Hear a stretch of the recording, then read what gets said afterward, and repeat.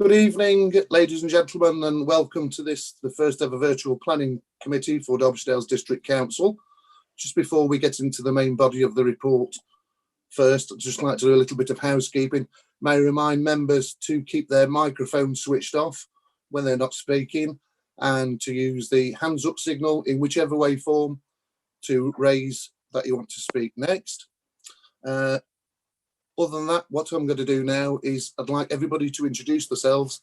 So if you don't know where you're on the committee list, if you turn to page 3 of the report, you'll find where you are. So we'll do it alphabetically. So I'll start off. I'm Councillor Jason Atkin. I'm the chair of the planning committee, and I'm the ward member for Darleydale. I'm Councillor Richard Bright. I'm the vice chair, and I'm the member for Holland Ward. Councillor Sue Bull. I'm the member from the committee and I represent Ashbourne North Ward. I'm Councillor Robert Archer, represent Ashbourne South Ward. I'm Councillor Sue Burfoot. I'm the member for Matlock All Saints. Councillor Matt Buckler, representing Stanton. Councillor Donnelly, you next. Yeah, thank you. I'm Councillor Tom Donnelly. I'm Chair of Licensing Officer member for Ashbourne South. Councillor Richard Fitzherbert, Dovedale and Parwich Ward. Councillor David Hughes, representative of Matlock, St Giles and Tansley. Councillor Stuart Lees, representing Ashbourne North. Councillor Joyce Pawley, Masson Ward. Councillor Gary Purdy, also Masson Ward. Councillor Peter Slack, Wirksworth Ward.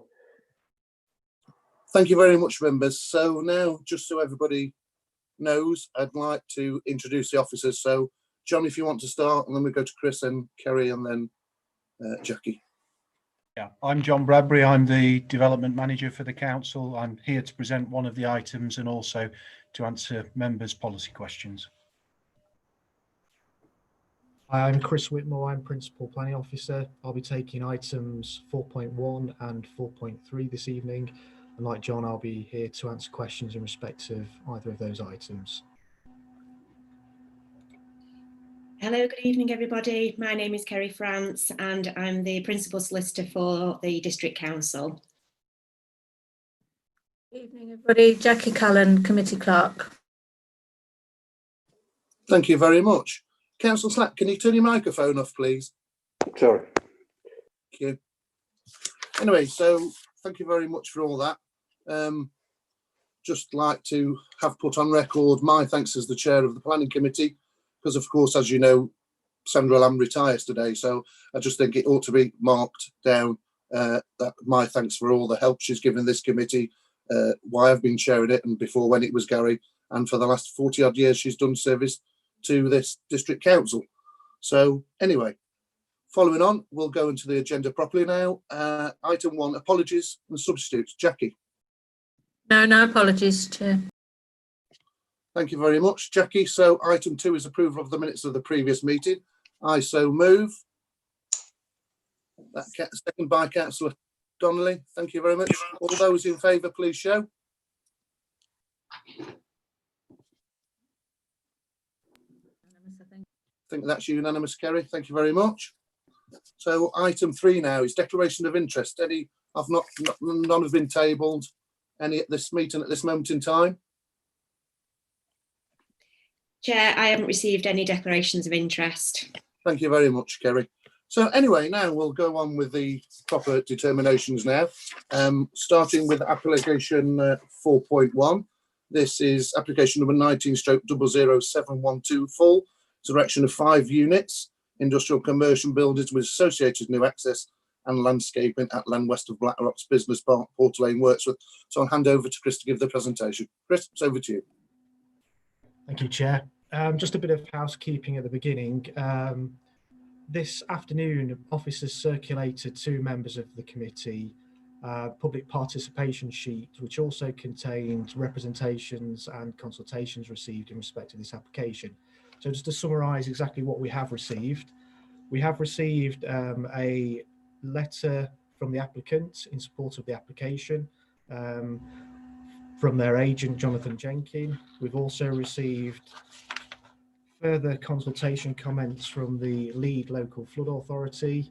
And you'll note there that they're looking to expand on conditions that they've previously recommended and also introduce additional conditions. So if members are minded to approve the application this evening, it will be on the basis of the conditions recommended in the officer's report and those recommended by the lead local flood authority in their supplementary comments to us.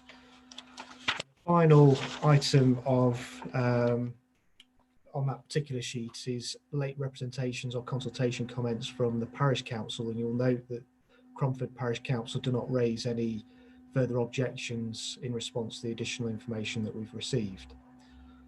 So what I'm going to do now, members, is just bring up the presentation on my screen, which will set out the details of the application and also provide photographs of the site to try and just refresh members' minds of the visit that we had in October of last year. So I'm just going to bring that up on my screen.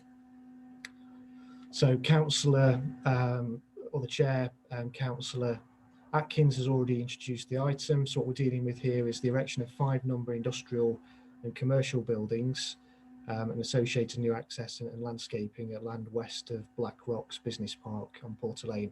I'm pretty sure all members will be familiar with this particular site. You'll recall that we visited the site on the 8th of October 2019. And at the committee meeting that evening, the matter or the item was deferred for a number of reasons.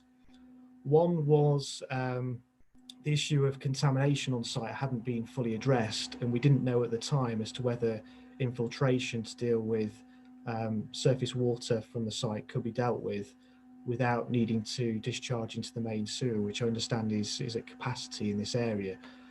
So the matter was deferred to understand the impacts or the implications of contamination on infiltration surface water from the site, but also to enable the applicant to also carry an appropriate assessment, because the impacts of this site on a triple SI, it's the gang mine site of special scientific interest, which is also a special area of conservation and a regionally important geological site. So it enabled the applicant to prepare a shadow assessment, which could be sanctioned by Natural England and Derbyshire Wildlife Trust. Now, all that has happened. So what the additional information has demonstrated to officers is that infiltration is possible on site. And you'll note from the late comments that have been received from the lead local flood authority, they're happy with a condition to secure a range of sustainable urban drainage measures on site. So infiltration through the ground, through permeable paving, for example, a series of swales through the site can all be introduced without having implications on contamination or contaminants in the ground. So that is achievable on site. So that addresses the land drainage issue. So with conditions, we're happy that matter's been addressed. We're also satisfied that the issue of contamination has been addressed, although we are recommending further exploratory work and conditions, as you'll note from the body of the officer's report and the conditions that we're recommending. But what it's also allowed us to do is the applicant to prepare an appropriate assessment, a shadow document that the Derbyshire Wildlife Trust and Natural England have sanctioned. They're happy with the contents of that document. And you'll note that some of the recommendations have been incorporated into conditions which are appended to the officer's report and the schedule of conditions contained within it. So we're happy that those matters have now been addressed, but just to refresh members' minds of what it is that they're actually considering, we'll just work our way through the presentation. So the application site is the site outlined in red on this particular screen. The applicant owns the land edged blue, and you'll note that it's quite a significant area of land, and it's allocated in our local plan as a designated employment site for B1, A, B and C and B2 use. You won't be able to pick out the detail on this particular image, but you've got date and points on this topographical plan, but you'll know from visiting the site this is a very steeply sloping site. The topography of the site is extremely difficult, to say the least. Now, the proposal is for 5 industrial buildings, and the 5 buildings are shown on this particular plan. I'm going to try and annotate on this plan just to make that absolutely clear to you what's actually proposed.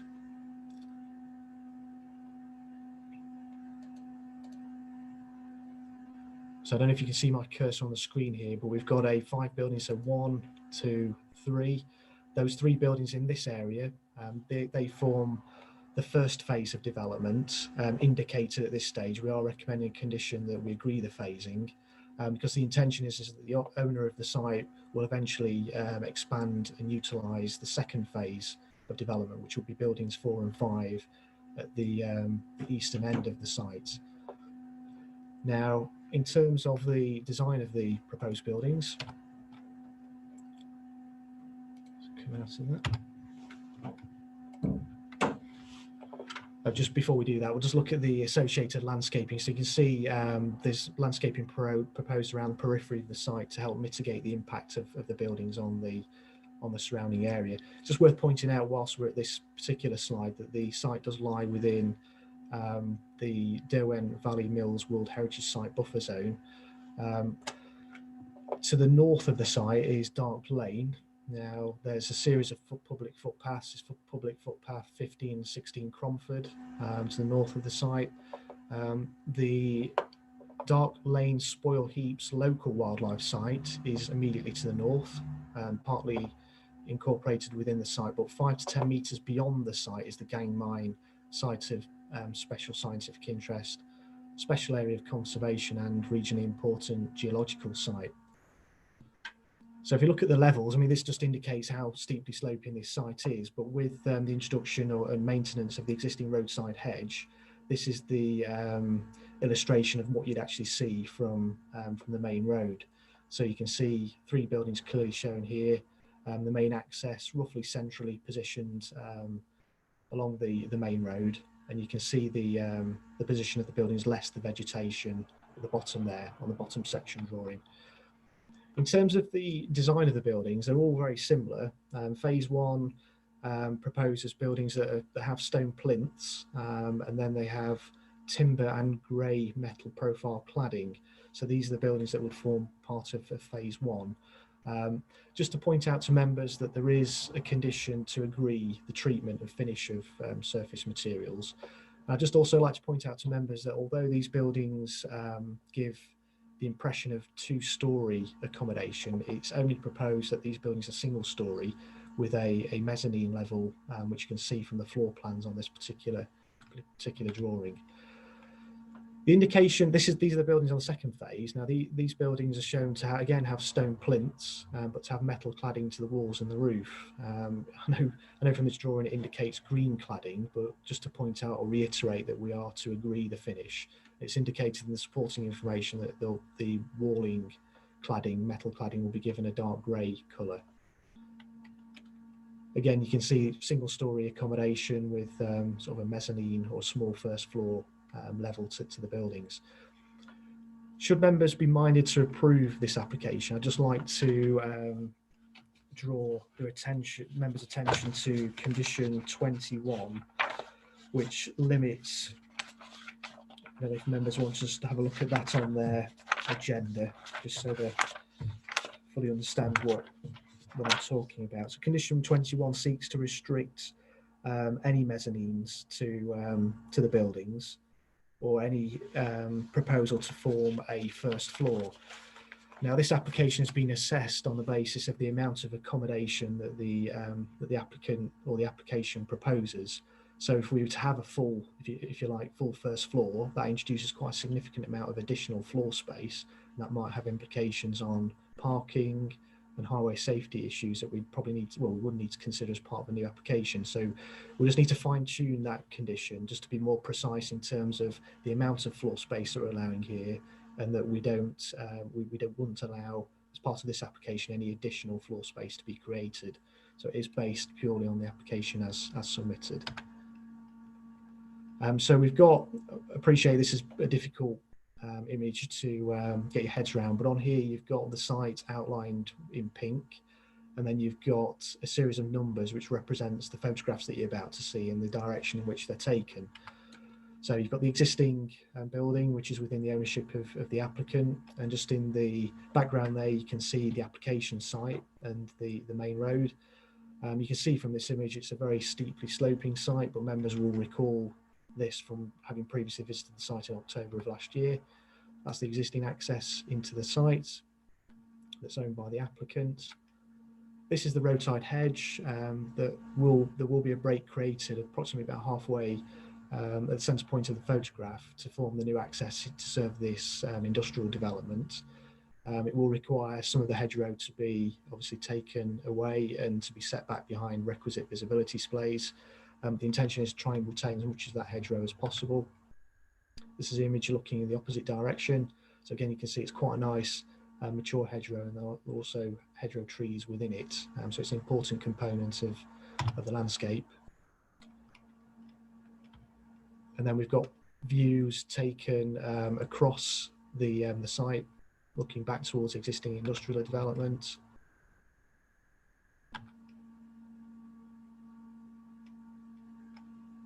That's a view from Wirksworth direction to Porter Lane, looking back across. You see the full extent of the site there and the tree, the wooded area in the background. And that brings a conclusion to the presentation. Happy to take any questions at this stage. Thanks, Chris. I've got Councillor Purdy first. Thank you, Chair. I am minded to move it, so if you come back to me later on, I appreciate that. A couple of questions, please, Chris. Thanks for that presentation. I personally think that worked well for the committee. I hope others feel the same. Councillor Mrs. Pauline, for Masson Ward, I've had serious concerns now for a number of years over the watercourses in the area and the stuff going down to the Bear Pit in Cromford.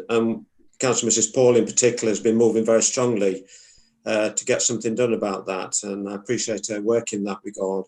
So we're trying to convene meetings. So I'm glad we deferred it last time, because I think proof is in the pudding of the Water Board's comments now.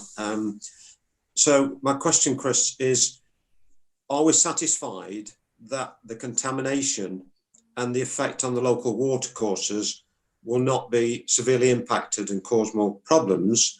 And referring to the condition 22, it doesn't give any indication of what steps will be taken to mitigate carbon. It just gives that details of measures to be undertaken to be addressed. I personally would like, as a member of the committee, to know more solid specification of what steps will be taken. I think there's a need now for looking at measurement of carbon output in the beginning and what targets we should be setting these new builds. I don't know where that sits with building regs, but I think we need to pin down more that element of the carbon footprint. Those are my questions for the moment. Thank you.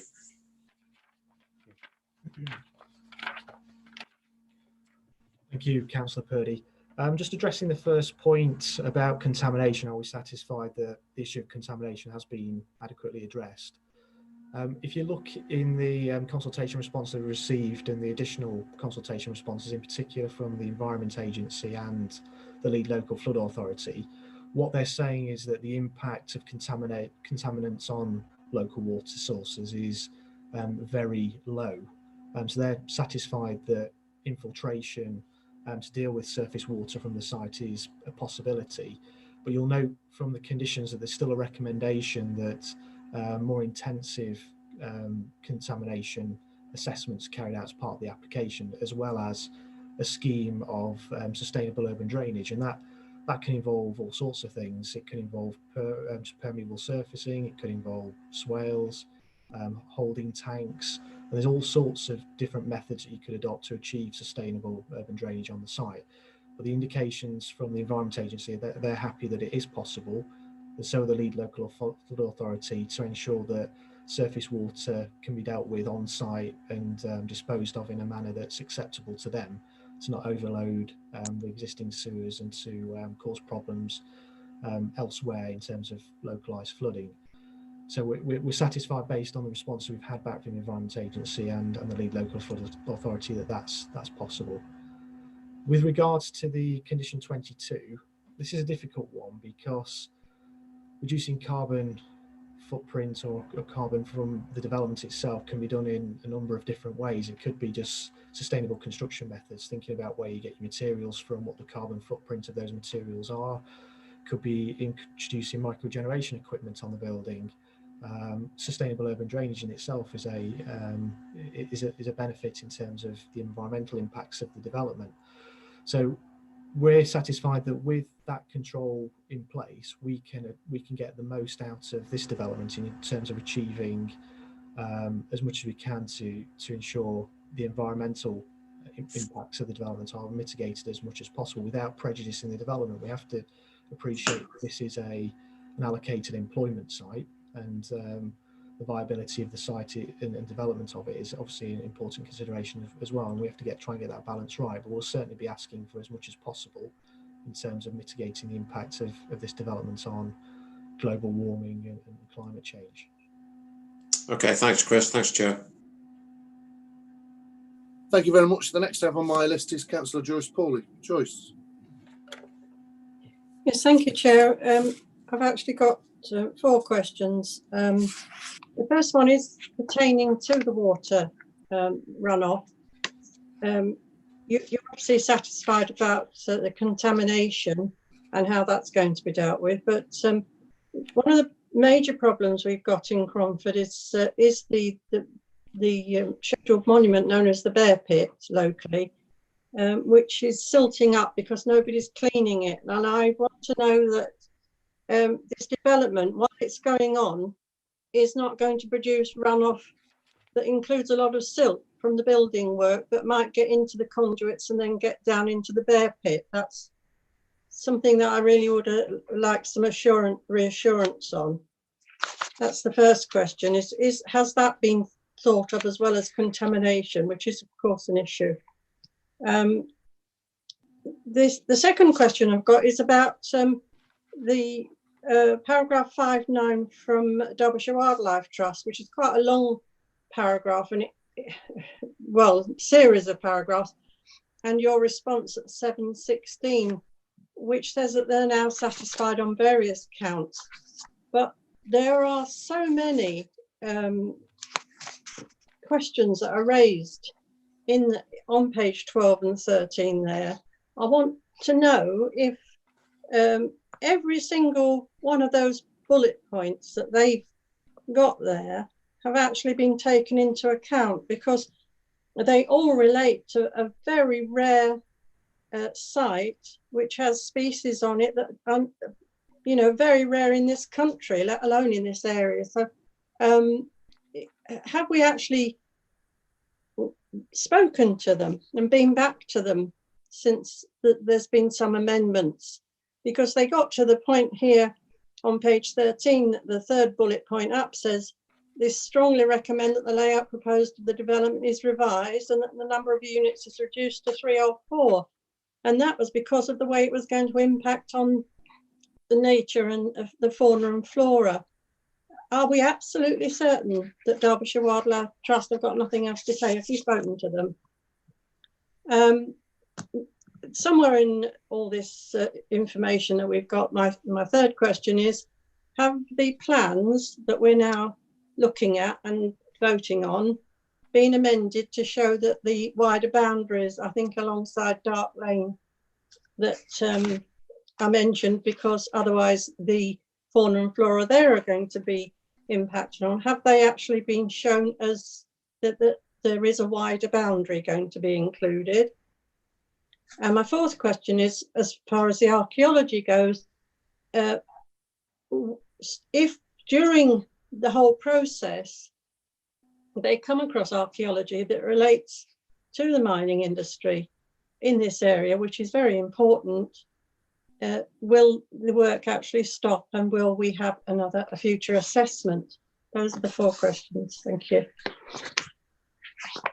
Councillor Pawley. So addressing the first question about land drainage, you'll note the recommended conditions of the lead local flood authority in accepting that the drainage, surface water drainage, can be dealt with via sustainable urban drainage on site, the default position will be to ensure that all drainage from the development site will be no greater than greenfield runoff rate. So if this site was left as a greenfield, the runoff into nearby watercourses or the sewage system would be the exact same.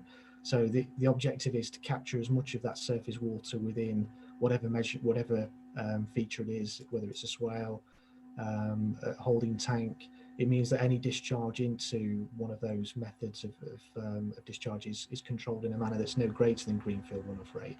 So that will be the position of the lead local flood authority when coming to look at the drainage strategy for this site and discharging that particular condition. So I think we can be reasonably satisfied that there won't be any additional discharge into nearby watercourses or the sewage network in this case, on the basis that we're happy now that infiltration is a possibility and sustainable urban drainage can be achieved on site. So I'm hoping that addresses your first question. The second question was about the impact of the development on the local wildlife site, but also the SSSI, the special area of conservation, also the regionally important geological site. If you just look at section 5.9, but at the bottom, so I think what you've looked at is the initial comments from Derbyshire Wildlife Trust, but they've also been consulted on the amended scheme, which has dealt with developments on the northern boundary of the site to ensure that it doesn't intrude, if you like, in the local wildlife site. And they're happy that the changes that have been made to the layout and the appropriate assessment that's been carried out. So the appropriate assessment considers the impact on the SSSI and the special area of conservation. And the main impacts are from the construction of these buildings, so dust and noise from construction, because the site itself is 5 foot 10 metres away from the application site. Well, they're satisfied with conditions. You'll see construction management plan conditions that the impact of this development won't be such that it'd be prejudicial or detrimental to that important site. And they're also satisfied that there won't be any incursion or development of the local wildlife site. In terms of boundaries, you'll see, I mean, we can go back to the presentation, but on the landscaping plan, it was proposed to introduce vegetation along the northern boundary and to clearly demarcate or separate, if you like, the industrial development from that site. The final question, I hope it's the final question. I don't think I've missed. You can let me know if I've missed one. It was on the archaeology. Yeah, archaeology.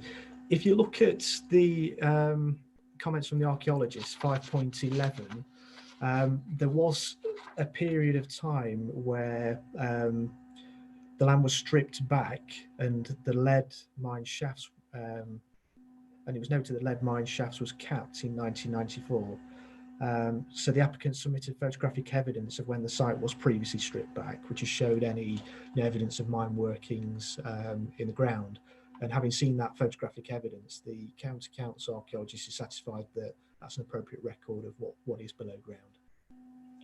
Yeah, I asked that question because I think, and I mean, it's such a long paper, it's hard to remember everything that I've read, but I asked the question because am I right that some of the buildings are now going to be actually, they're going to excavate out so that the buildings are lower than they were in order for them not to be seen quite so much from the main road.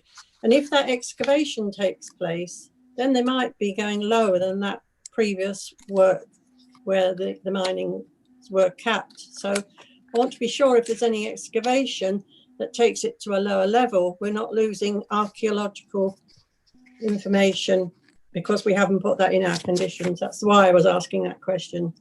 Yeah, I mean, my understanding of that is that the amount of cut and fill is such that it's not significant enough to disturb any, below ground archaeology that goes beyond the original stripping of the ground back in 1994. Okay, thank you very much. Councillor Slack. Thank you, Chair. I have two questions, Chair. Firstly, I don't know if the applicant is actually renting the units or whether he's selling them, but I would like to see eventually, same as Councillor Purdy's gone into, I would like to see solar panels probably put on the roof.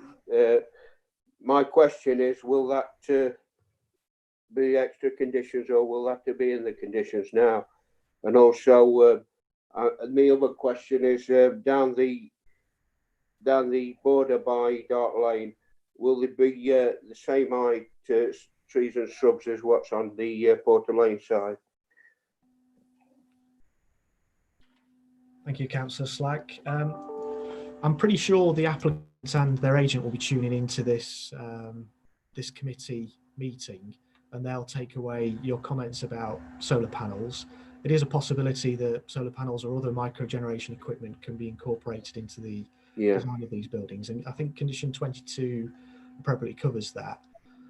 There is also a condition for a comprehensive landscaping scheme to be submitted and approved, and as part of that we can agree the type of species to be planted on the boundary with North Lane, and also the size of those species to ensure that they provide appropriate screening when viewed from that direction. Yeah, definitely want screening on the back edge of it, because it's next door to Triple SI. Yeah. Thank you, Chris. Right, thank you very much, Councillor Slack. The next on my list is Councillor David Hughes. Thank you, Chair. I'd like to to welcome the changes that have been made to this plan, and I see that that is a very positive position that the planners have managed to establish, particularly with the biodiversity. My question is, like Councillor Purdy and Councillor Slack, I would like to know how we can ensure that climate change is taken into consideration, and tighten up perhaps the condition number 22 to ensure that would happen. Like Councillor Slack, I feel that the site and the way the buildings are arranged on it make it possible to use solar panels, and there is a positive case for solar panels, but for the electricity produced from solar panels, if that electricity can be used within the buildings on which they sit. So can I ask how we might be able to tighten up the condition on microgeneration and the consideration of climate change?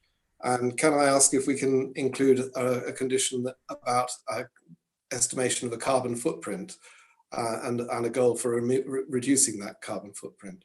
Thank you. Yeah, thank you, Councillor Hughes. I'm getting a strong indication from members that they would like to see, at the very least, solar panels incorporated into the design of the approved buildings, and the applicant and their agent will, I'm sure, take that away with them when after the meeting. The issue is that that's one of a number of measures that could be introduced to help mitigate the impacts of the development on the environment and climate change, etc. We've just got to be mindful of the impact as well of some of these measures on the viability of the scheme, and I think you could include a condition that specifically requires solar panels to be introduced, but there might be other more cost-effective ways of mitigating the impacts of these buildings. I think we should explore all of those and not back the applicant into a corner and prejudice the delivery of these important employment buildings that are, particularly bearing in mind this is an allocated site in the local plan. So I think the condition is strong enough. It does give flexibility to agree a range of measures, and I think the applicant and their agent should take away from this meeting there's a strong desire from members to see microgeneration at the very least incorporating the design of the buildings. Thank you, councillors. John Bradbury, would you not make any comment on it, John, at this moment in time? Yes, if I may, Chair. What we have to be wary of here is that we don't run ahead of the requirements of the local plan policy. Local plan policy PD7 does place a requirement on industrial developments of over 1,000 square metres to achieve BREEAM very good standard as a minimum. We, through the imposition of the condition, can require the developer to achieve that. but I think it would be unreasonable to push them beyond that without their implicit agreement. And that's the purpose of the condition in this instance. It allows us to agree a scheme which achieves at least that objective, but may achieve more in due course. Whilst I've got the floor, as it were, can I also just, in response to something that was said by Councillor Pawley earlier, just say, if members are concerned about the drainage system during the construction process and the potential for silt to be washed off site, it is possible to add a condition to the requirements here to require details of those temporary measures to prevent silt leaving the site to be incorporated into the drainage proposals. We've done a similar scenario with Ashbourne Airfield to prevent silt washing off the site during the construction process.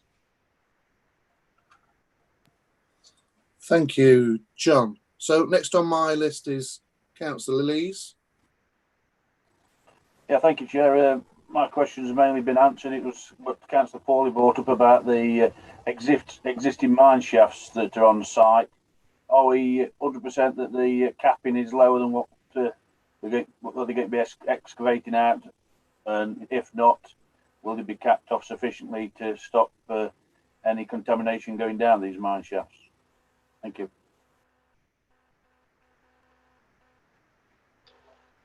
Councillor Lees, can I just assume that you're happy that your question's been answered, or do you want me to address that?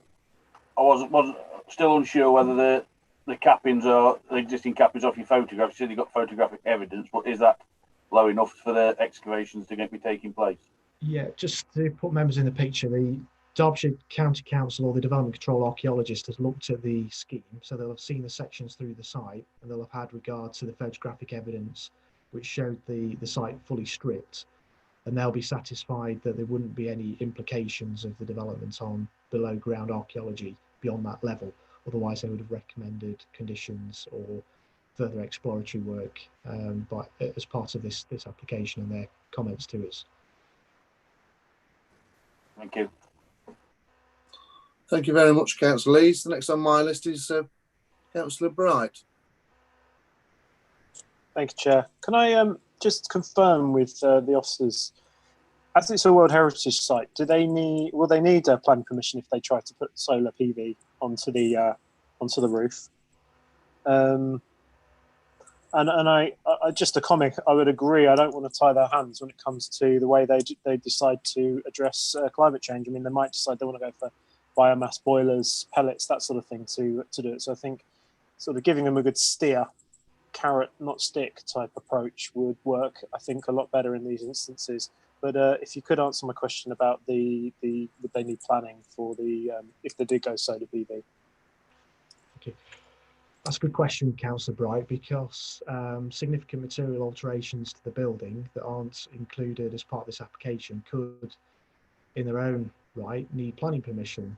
So we have to be careful in terms of what we can agree. But what we know is that the roof will be clad in dark grey metal sheets, and there are solar PV panels that very closely resemble that material.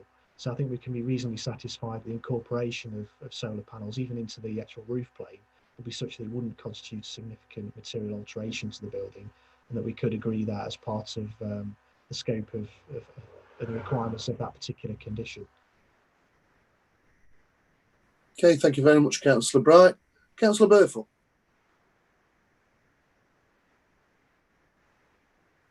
I haven't got my hand up, Chair.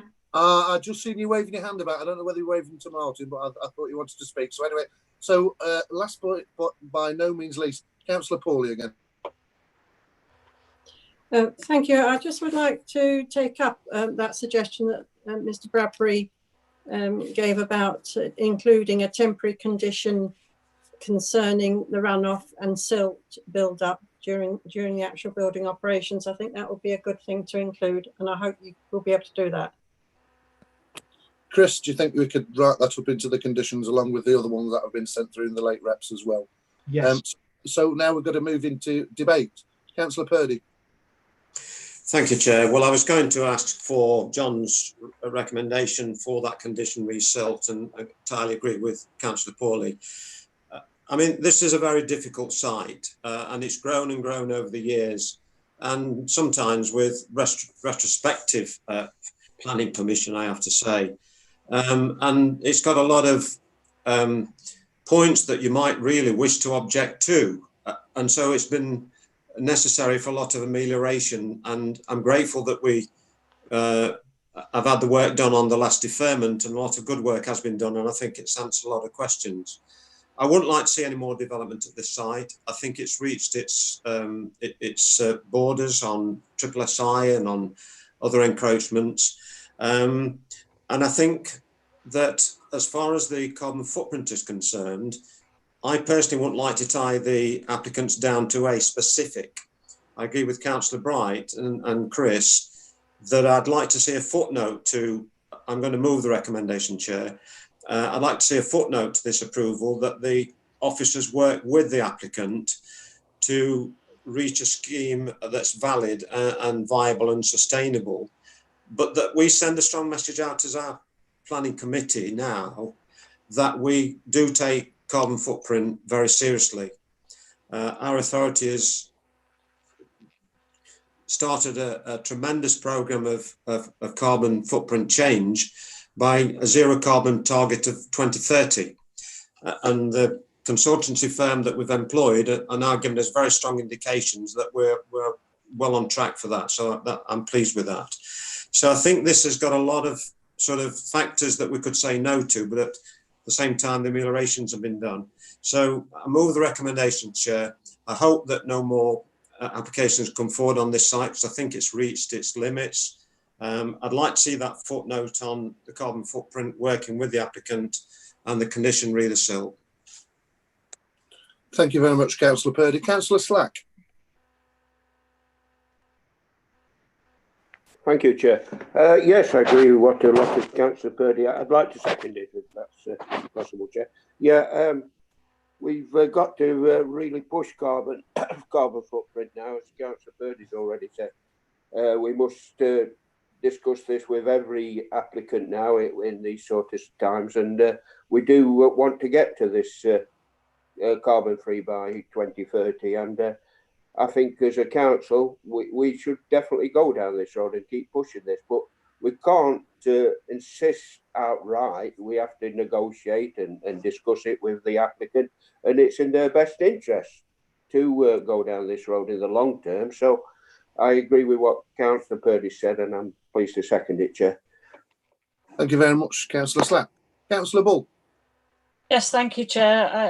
I also would like to have settled it, but obviously I agree with what's been said. I think there's been a big detailed report in what we were. They have gone back and they've looked into the points that were made, and from the confirmation from Chris Whitmore as regards what they have done and what they are putting in place. I would like to see the footnotes, as Councillor Purdy stated, working with them, but we have obviously, we've written it in on the item 22 saying that we need them to sort out about climate change and the issues that they're going to run within our local plan policy.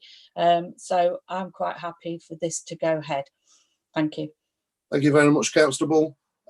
Councillor Pawley. Yes, Chair. I reiterate what Councillor Purdy said, actually, and I think it's worth saying that it would be better if this was the final stage and that we don't then get an application for an extension in any other direction, because I think we've done well on this difficult site to get us to this point here, and the officers are to be congratulated on the work they've done to pull this off, I think, because it's going to offer local jobs. So it's a job well done, and thanks very much to them. Thank you very much, Councillor Pawley. Councillor Buckler. Again, going back to the carbon footprint thing, it would be good if there could be a consideration of, I don't want to say it's got to have solar panels. It'd be good to know to look at the embedded carbon in terms of the construction of the site, as well as the as well as the emissions from it, and from the development by 2030. So if we're trying to get to net zero by if we're trying to get to zero by 2030, you know, what you don't want to do is to stick a massive amount of stuff in now. So it'd be good to see in the plan at 22 that there's some consideration of the construction of the sites as well as the use of it. Does that make sense? Thank you very much, Councillor Buckler. I've got nobody else down on my list to speak, so we're going to go now to the vote. It's for approval. So, Jackie, I'll hand over to you, and when you get your name called out. Oh, 1 minute. Councillor David Hughes has just shot his hand up. So, Councillor Hughes, if you'd be quick, please, because I've just... No, sorry, Jason. It's okay. I was going to vote by raising my hand, but we're going by roll call. Okay, so in which case then, Jackie, over to you. Okay. Councillor Archer? 4. Atkin? 4. Bright? 4. Buckler? 4. Bull? 4. Burfoot? 4. Donnelly? 4. Fitzherbert? 4. Hughes? 4. Lees? 4. Hawley? 4. Purdy? 4. Black? 4. Unanimous. Thank you very much, Jackie. So that's concluded that. So that's been passed. Going back to the agenda now. Item 4.2 has been withdrawn. So we're now moving on to item 4.3, which is change of use of ground floors from former bank A2 use to wine bar A4 use at 19 Dale Road, Matlock. And again, this is one of yours, Chris. So over to you, Chris.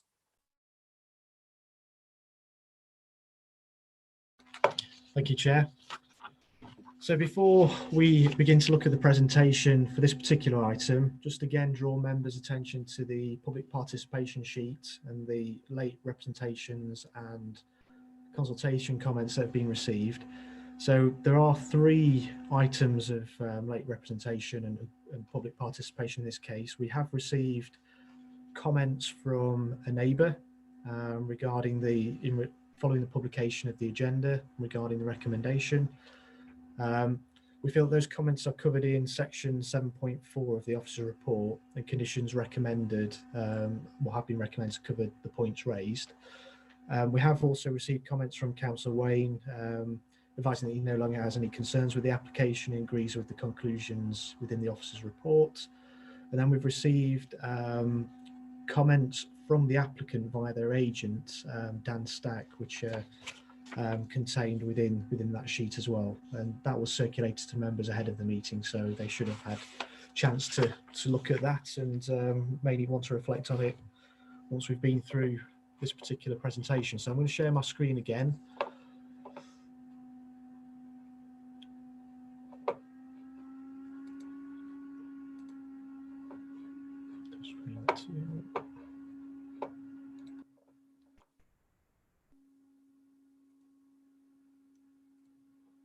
Bear with me.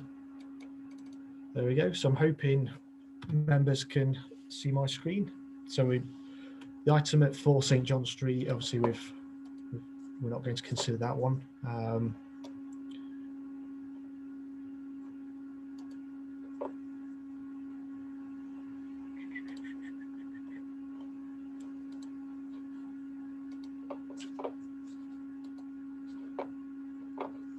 Apologies for the technical issue there. There we go. So I'm hoping members can see my screen now. So this is item 4.3, and the application is for change of use of the ground floors from a former bank to a wine bar, which is an A4 drinking establishment use. That's at 19 Dale Road, Matlock. I'm pretty sure members will know this site pretty well. It's located within Matlock Bridge Conservation Area. It's not a listed building, although it's a very impressive and imposing 4-storey building. It's located within the town centre, but it doesn't form part of the primary shopping frontage for Matlock. Now, this gives you an indication as to the basement level and the ground floor level in terms of current layout when the building was in operation as a bank, A2 use. And this particular plan shows us the proposed development. So you can see here you've got an entrance lobby which provides access to a bar and lounge area. And then there's a series of steps from within the building that provides access to tasting rooms, 2 tasting rooms in the basement level, and also provides access to an outdoor seating area. Now, members will know from the conditions there are restrictions in terms of the use of the seating area. So hours of operation which cease at 10 o'clock at night generally in relation to the outdoor seating area, and the use of the building as a drinking establishment. The condition that's recommended is that it ceases use no later than at midnight most days. So you can see, you get a general feel for the layout of the proposed development. So just to reiterate, we've got a bar and lounge area at ground floor level, and then the basement level, we've got 2 tasting rooms, general storage area, toilets, and access to an outdoor seating area. So again, we've got a photograph, and I'm pretty sure you'll struggle to make out the different photographs here, but there's numerous photographs that I'm about to show you of the building.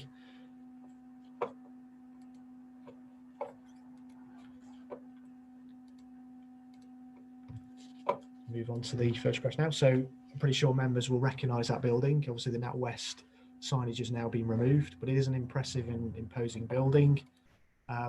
We have an antique shop on one side, and then we have a solicitor's office on the other side. Within the building itself, so at first floor level, you have offices, which comprises offices and 7 consulting rooms. And then above that, you've got a 3-bedroomed apartment with access at the rear to that particular apartment. The next photograph shows the rear of the premises, the emergency stairwell. If you just go back, if I just take members back to the layout, you can just see here the access that's going to be maintained as it's a fire route escape access, but there's a proposal to erect a 0.6 metre high fence along this dotted line here to demarcate the access to the apartment and to not compromise that route in any way. So staff and customers of the premises would only use the external route to Darleydale in emergencies. And the route for the apartment access will be demarcated by that low fence. So again, we've just got photos here of what will be the outdoor seating area. See, it's relatively underutilised space at the moment. And the access route here with the gate through. And that concludes the sort of very quick overview of the site and the development. Happy to take questions at this stage. Thank you very much, Chris. I've got Councillor Hughes first. Thank you, Chair. I've got 2 questions. They're both fairly detailed. The first is about the width of the footpath that will to the apartment. How wide is that footpath going to be? And the second question is about the relative importance of bar space and office space in Matlock. And as it's at the moment, it could be considered to be office space. Is there a shortage of office space in Matlock in comparison with bar space, or bar space in comparison with office space? Thank you.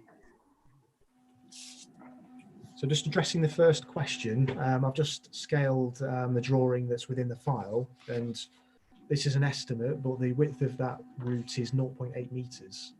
So I'm hoping that answers your question in respect to the first question you raised. Second question was about the amount of office space within the town. The existing use of the lower ground floor, or the ground floor and the basement level, is as a bank. So it's an A2 financial and professional services use. There is offices at first floor level of the building, but those offices are to remain. So there's going to be no net loss of offices. We're in a town centre use, so there's a variety of different uses that are complementary or beneficial to town centres to draw people to those places. We feel that this type of use is a complementary use within a town centre, and it wouldn't result in the net loss of office space in this particular case. Thank you. Chair, can I come back on the first question? Yes. Is 0.8 metres width of a footpath wide enough for furniture delivery or other large items? It seems to me quite narrow to me. I mean, a hall in a house is generally wider than 0.8 of a metre, and it would be quite a long route to the road from the apartment. Surely a wider footpath would be more appropriate, 1.2 metres, say. It's a good point. I mean, the proposal by the applicant is just to demarcate that route to the use by the occupier of that apartment. But if you think the actual demarcation is a structure that's 0.6 metres high, so if you're taking delivery of an item, a human person is 1.8 metres. So if you're carrying it at arm's level, then it'd be over the height of that boundary. I'm sure they wouldn't mind if there's some encroachment of that boundary to receive deliveries to the site. Does that answer your question, Councillor Hughes? Yes, it does. I'm not sure I'm happy with the answer, but it does answer the question. Thank you. Okay, thank you. So the next on my list is Councillor Bull. Yes, thank you, Chair. My question, you're stating that we've got the ground floor level and then we go to the basement, and it seems, if I've got it right or not, that all the toilets and facilities are below. Is there access for disability upon that? Or have I missed it? Sorry. Should we revisit the proposed layout plan, and then that should clarify things for us. So if I just share my screen again,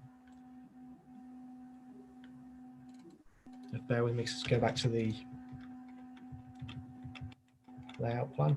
There we go. So you can see the main access is through this entrance lobby here, and it is proposed to be a stairwell down to that bottom level to provide access to the toilets.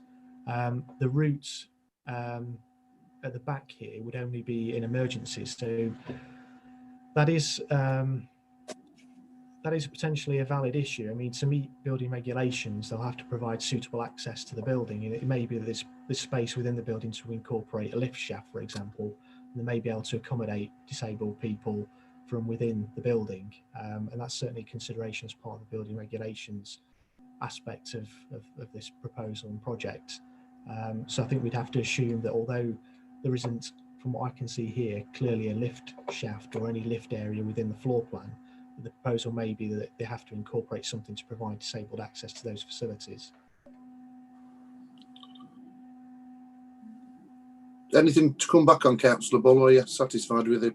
Well, obviously, I would like to make sure that before, obviously, that is something that really has to be considered, whether they use anything on the ground level where they come in, as Mr. Whitmore showed, if they make some facilities for a disabled toilet upstairs, but then they're discriminating to the fact that disabled people wouldn't be able to have access to the lower ground, the tasting area, and possibly the outside, unless there is a ground level access in another mannerism. But I do feel that that should be a point that has to be made quite clear upon this. Thank you. Thank you, Councillor Bull. Councillor Burfoot.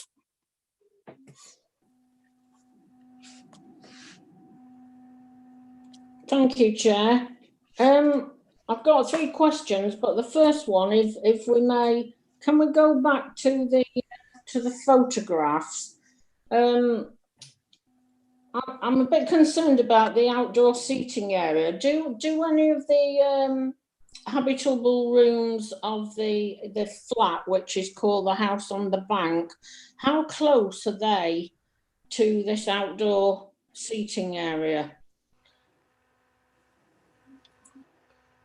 So if members can just see on this particular image, obviously the bank is a building that extends quite significantly into the site, and the apartment covers the footprint of that building. So it's very close to the outdoor seating area. So you can see on here, you've got the pink outline of the application site and the outdoor seating area immediately behind them. So there is implications for there to be some disturbance to the occupants of that apartment. but what you've got to think is we're in a town centre location here, and there are restrictions relating to usage of that space that satisfies our environmental health officers. There wouldn't be any resultant nuisance to the occupants of that particular apartment. So I've got 2 more questions, Chair. Yep. So when I looked at the design and access statement that was prepared by the applicant, it mentioned preparation of cold/warm food in the basement. Now the report says that there will not be any. I think it actually said there won't be any hot food sold. So can we have clarification on that one as to whether there will be any food provided, hot or cold or both? And shall I give you the second question? Please, if you would. So yeah, I did try to ask our head of regulatory services this one, but I don't think I gave him enough time to get back to me. So the applicant's existing premises in Duffield is open to 11 p.m. and I just wonder why our environmental health officers considered opening till midnight was appropriate here for the same type of establishment. Do we know what the reason was? Thank you for the questions, Councillor Burfoot. So the first one about the sale of hot food from the premises, that's a tricky question in that the use applied for here is use as a drinking establishment, so an A4 retail use. If the tenants or the operators of the site were to sell some hot food from the premises and that was a small ancillary component of that use, then it may be that that is acceptable. But if they were to serve, if the majority of the floor space was used as a restaurant for the sale of hot food, then that would amount to a change of use of that particular lawful use of the building. So we'd have control, but not over ancillary use for the sale of food from the premises. What we've got to remember is that there's restrictions proposed as part of this application to protect the amenities of people that live close to this particular building, that protects them from the operation of it and in terms of their nuisance to them and impacts of noise and odours and anything else. So I appreciate that might raise more questions than it does provide you with an answer. But coming to the second point, the applicant had proposed to open until 2 a.m. Now, following concerns raised by the council's environmental health team, they have agreed to reduce the hours of operation to midnight, and that's consistent with other premises in the locality. So you may recall an application at Rubigo where permission has been granted for them to operate until that time, and that's considered to be an acceptable time in terms of the impacts on local residents. Herd Steakhouse, again, that premise opens until 11:30, I think, on a Saturday, and 11:30 on Sundays, and again that's considered to be an acceptable time. So just be consistent with other uses and hours that they work within. Thank you. Okay, next on my list is Councillor Archer. Thank you, Chair. A lot of what I was going to ask has been answered already, but just to clarify that the main issue that seems to be coming up here from reading the paperwork from residents and members is concerns about increased antisocial behaviour. I know that that's already been covered to a large extent with the Environmental Health Officer's report.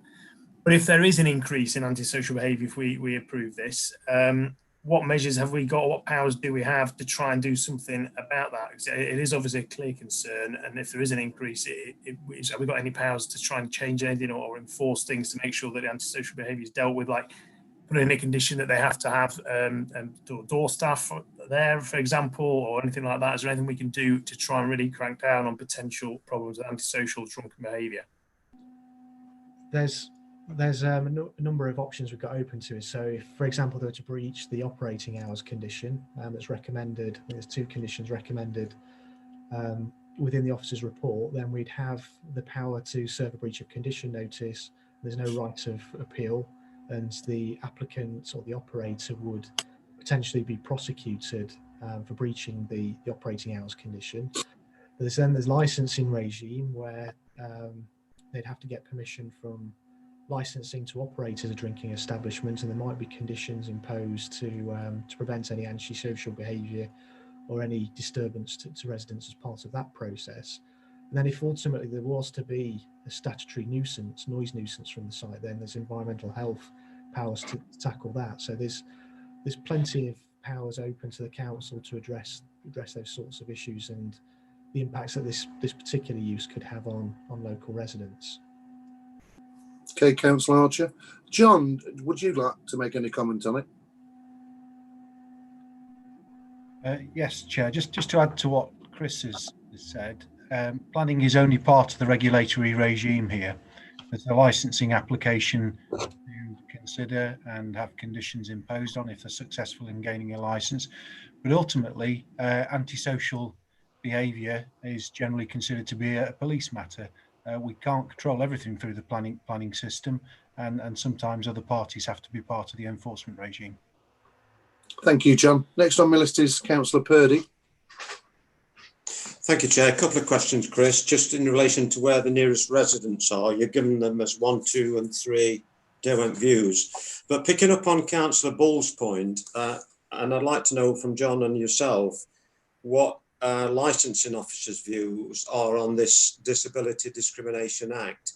There's also the Equalities Act, which came in recently, which empowers local authorities where disability is not being provided for, that they can not renew the premises licence.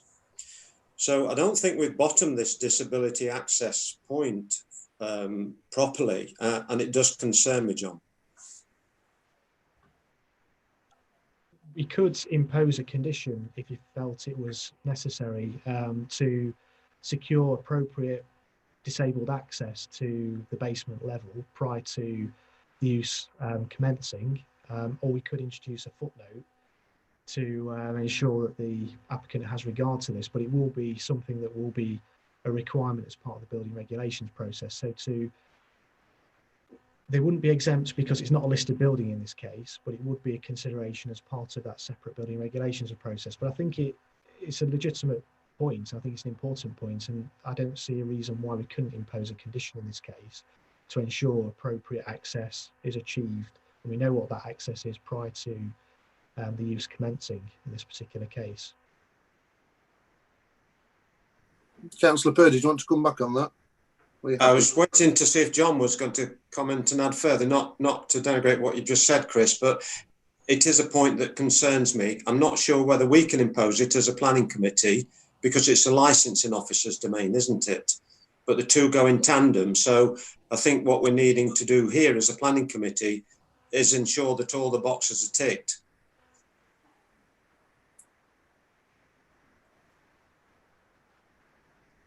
Click it again, John.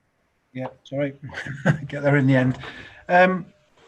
I think, given that there are other regulatory regimes to go through in terms of adapting this particular building for public use in the lower ground floor, the basement there, I think the right thing to do in this instance is to attach a footnote and make the applicants fully aware that the council expect to see this facility to incorporate full access for disabled people to make it truly equal to all the community. Thank you, John. Next on my list is Councillor Pawley. Sorry, Chair, just the question. Sorry. Nearest residents, Chris, are they above or below or to the side? Yeah, just to clarify, so there's an apartment above directly, well, it's in between the proposed use and the existing office use with consulting rooms. There's an apartment above, so it's an intervening use, but it's within the same building. And then there are other apartments above retail premises on the northeastern side of Dale Road.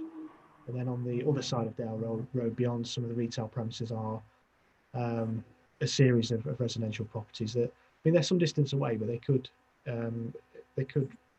expect, or they could suffer some form of nuisance from this use, but it's an established part of the town which is used by a number of a variety of different uses, and it's not uncommon for those uses to result in some level of disturbance to residents that live in such close proximity to them. Thank you. Okay, thank you very much, Councillor Purdy. Councillor Pawley. Yes, thank you, Chair.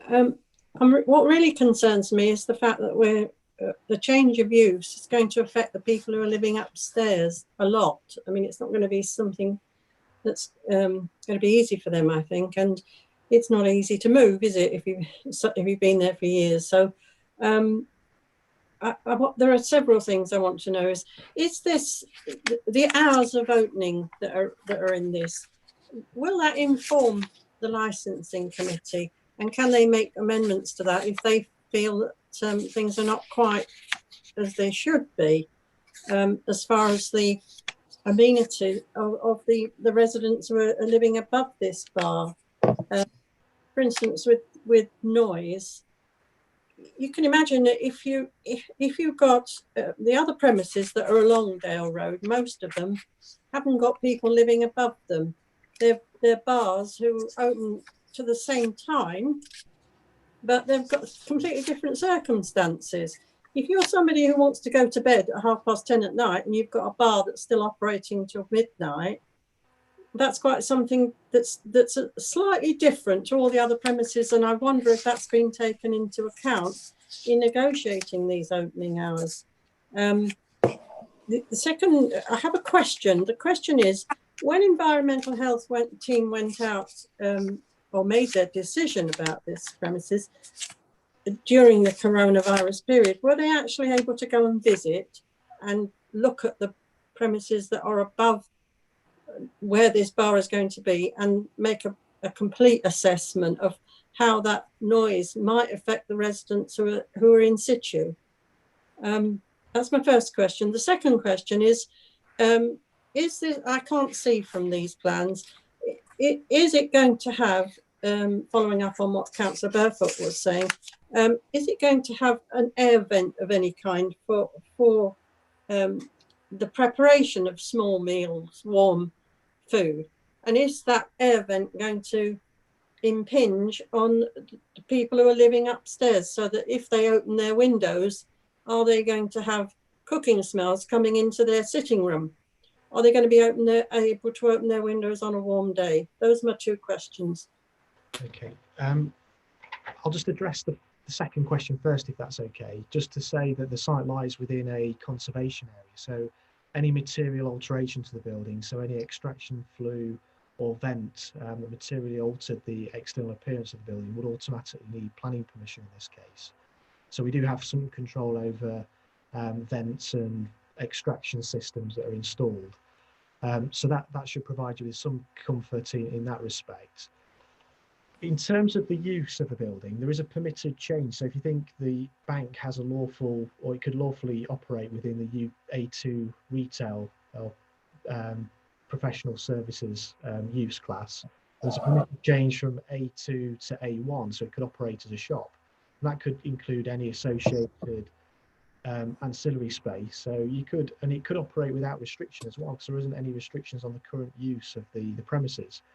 And then there's temporary permitted changes of use. So you could change from A1 to A2 to a restaurant to a massive variety of different uses, and we wouldn't have any control over the operation of those uses.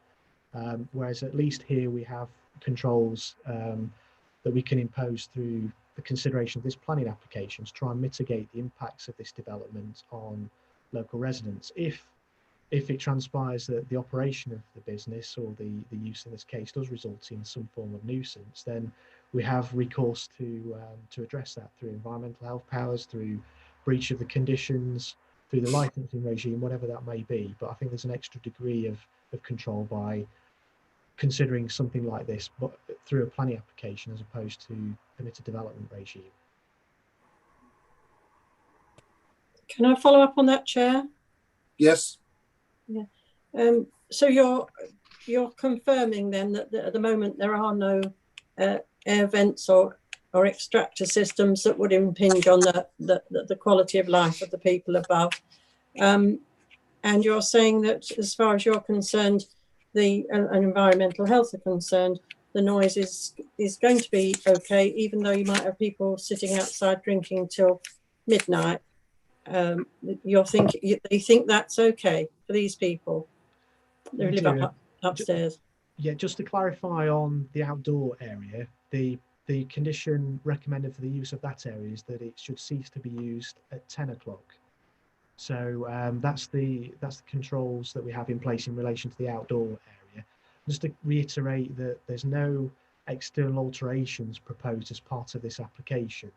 So any external alteration, there's an indication in the supporting information as well that no hot food will be served within the premises either. Now, if we were to make any material alteration to the building, whether that's an extraction system, a vent or whatever, we could consider that. And if it amounts to development requiring planning permission, then we'd have control over that. Does that answer the points raised, Councillor Pawley?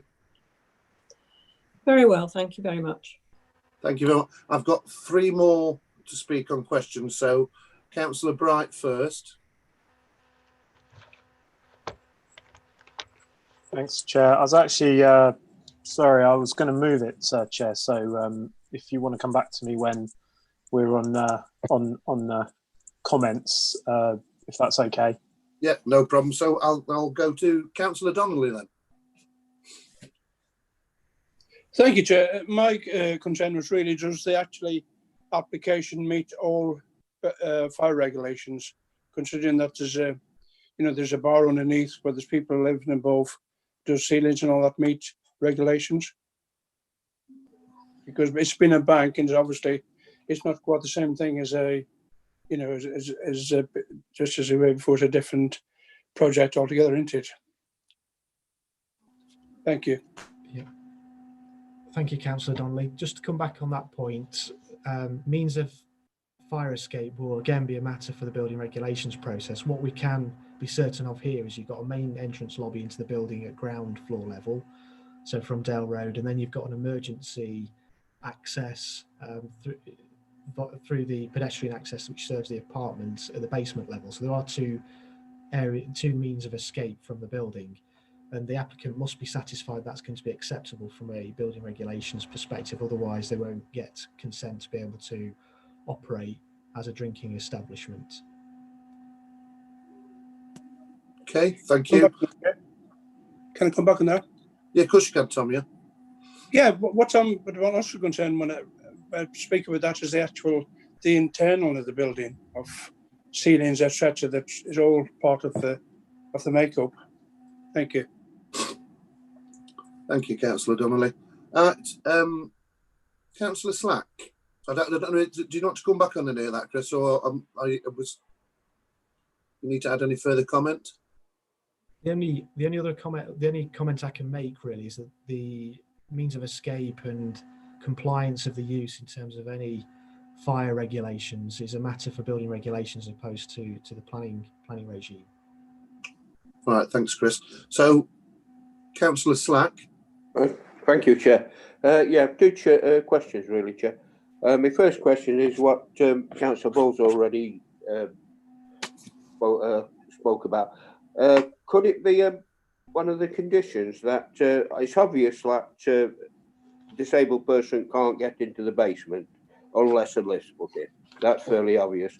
So can it be a condition that a toilet's put on the first floor, the ground floor, access floor, or will it be part of the building regulations to do that? And also, are we clear what this, is it a wine bar or is it a restaurant wine bar? Is it a drinking establishment or is it a more of a family restaurant? Because on Dale Road, there's a normal lot of drinking establishments, and I'd like to know if it's a drinking establishment or a family restaurant. Them are 2 questions, Chris. Thank you, Councillor Slack. John has already mentioned to members that we feel that a footnote would be appropriate to deal with the issue of disabled access to the facilities in the basement level. It could be achieved by a number of different ways. I mean, you could have a lift shaft built into the building to provide access between the ground floor and the basement level. You could consider the use of what is currently just an emergency access at the rear of the premises to provide access via the outdoor seating area. But it certainly can be addressed, and I think a footnote would be the best way of drawing that to the attention of the applicant so that it can be fully considered and explored, both through the planning application, but also when it comes to applying for the building regulations that they'll need to operate from the building. So does that answer your question in relation to disabled access? First question, yeah, we all know that disabled have the rights to today to have wherever everyone goes, they've got to go. So therefore, the first question is answered, Chris, but you've not answered my second question. Is it going to be more of a family restaurant, or is it going to be a drinking establishment, really? So in planning terms, the use class is a drinking establishment. Is a wine bar, but that comes under just a drinking establishment use. It's not a restaurant. So a restaurant would be, and a cafe would be an A3 retail use. So a drinking establishment is an A4 use. So it's a drinking establishment, and any hot food from the premises, A, you probably need some form of extraction system, but B, it'd have to be an ancillary component of the lawful use, which would be principally as a drinking establishment in this case. Yeah, thank you. Just to point out that, I've thought when we discuss it on future, that a drinking establishment is more noisy than what a family restaurant would be. Would you agree? Chris? Yeah. It depends what type of a restaurant it was, and what the operating hours were, and the clientele, doesn't it, the users of that facility, and how it's controlled and managed, whether it's through the licensing regime or other means. Okay, Chris, thank you. Right. Thank you, Councillor Slack. So now I'm going to move to debate. Councillor Bright. Thanks, Chair. Yeah, I think it's quite right that we've had this long debate about this application. The disabled access, I think we definitely need to put a footnote in. And with that footnote in, I'm happy to move it.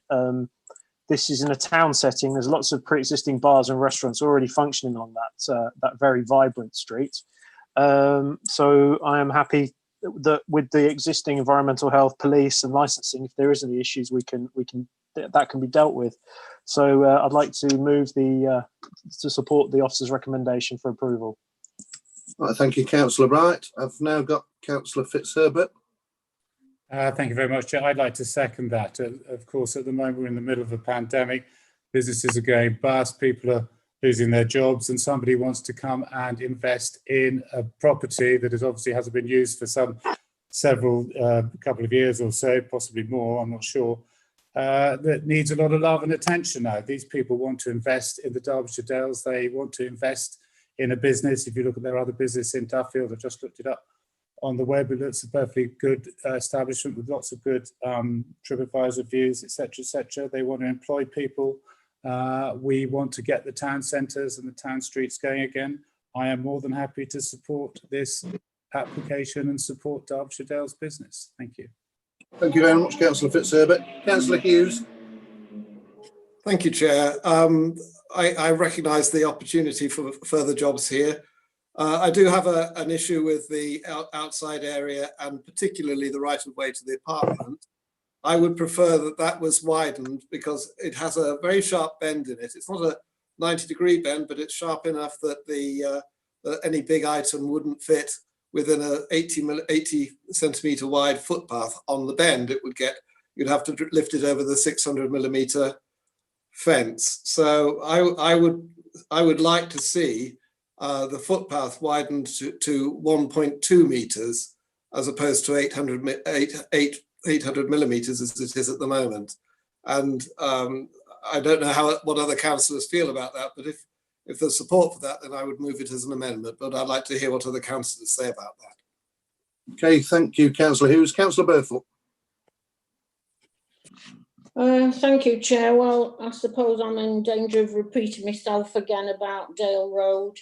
I think members who don't live in Matlock have got absolutely no idea what Dale Road is like at weekends, late at night.